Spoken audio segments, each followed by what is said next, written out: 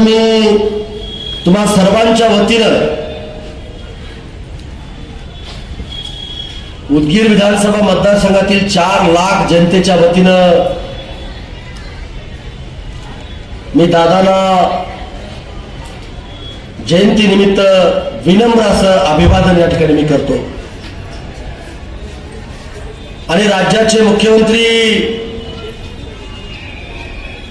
देवेंद्र फडणवीस साहेबांना सुद्धा आपण टाळाचा गजर करून त्यांना वाढदिवसानिमित्त शुभेच्छा या ठिकाणी आपण त्यांना देऊया।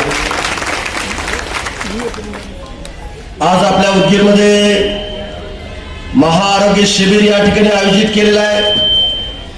त्याची माहिती डॉक्टर होळीकर साहेबांनी आपल्याला त्या ठिकाणी दिलेली आहे। अतिशय महत्वाचं आणि लोकांना फायदा होणारं हे शिबिर आहे। माझं भाषण झालं, फोटो निघाले, आपली ड्युटी संपली म्हणून घरी जायचं नाही। इथं जवळजवळ 10 टेबल त्या ठिकाणी लावलेत।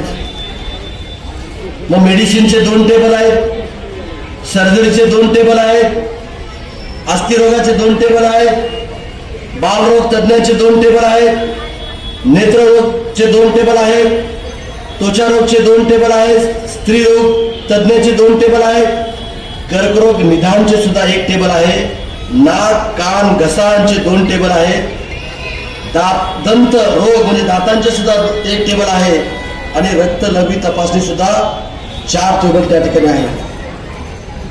अशा आपण स्टॉल त्या ठिकाणी उभा केलेले आहेत। आणि म्हणून मी तुम्हाला सर्वांना आवाहन करतो की या महाआरोग्य शिबिराचा आपण सर्वांनी, जनतेने, सर्व पदाधिकाऱ्यांनी त्याची माहिती घ्यावी।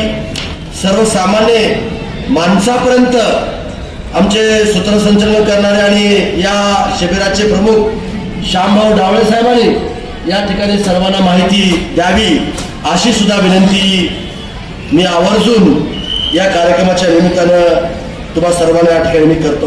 अनेक वेळेस मी इथून जाता येता पाहत असतो की ओपीडीला तुमची प्रचंड गर्दी त्या ठिकाणची असते। लातूर शहराच्या नंतर सगळ्यात मोठं शहर आपलं उदगीर आहे आणि लोकांचा तुमच्यावर विश्वास आहे। तुम्ही चांगली सेवा देता ही त्याला खात्री आहे आणि म्हणून लोक सिव्हिल हॉस्पिटलला येतात आणि तुमच्याकडून सेवा त्या ठिकाणी घेतात। आणि म्हणून आपण सुद्धा ज्या पद्धतीने मी प्रामाणिकपणे काम करतो त्याच पद्धतीने आपण स्वतः हेडक्वार्टरला राहून आपण त्या ठिकाणी काम करावं अशी सुद्धा विनंती मी या ठिकाणी तुम्हाला करतो। आणि आज मी मनापासून वैद्यकीय शिक्षण विभाग आणि आरोग्य सेवा संचालनालय यांचे आभार या ठिकाणी व्यक्त करतो।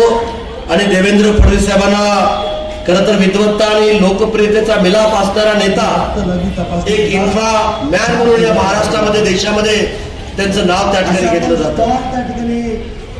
एक नवीन महाराष्ट्र उभा करण्याचं काम त्यांच्या माध्यमातून या राज्यामध्ये त्या ठिकाणी चालू आहे। महाआरोग्य शिबिराचं आणि तिसऱ्यांदा मुख्यमंत्री पद त्या ठिकाणी ते भूषवत आहेत। आणि म्हणून राज्य शासनाने दोघांची, एकाची जयंती आणि एकाचा वाढदिवस करण्याचा निर्णय त्या ठिकाणी घेतला।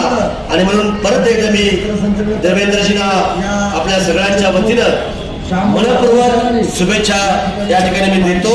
आणि देशामध्ये, राज्यामध्ये त्यांची अशीच प्रगती व्हावी अशी सुद्धा उदयगिरी बाबा चरणी या ठिकाणी मी प्रार्थना करतो। आणि तुम्हा सर्वांचे या कार्यक्रमाला आपण उपस्थित राहिलात त्याबद्दल मी मनापासून आभार या ठिकाणी व्यक्त करतो आणि थांबतो। जय हिंद, जय महाराष्ट्र।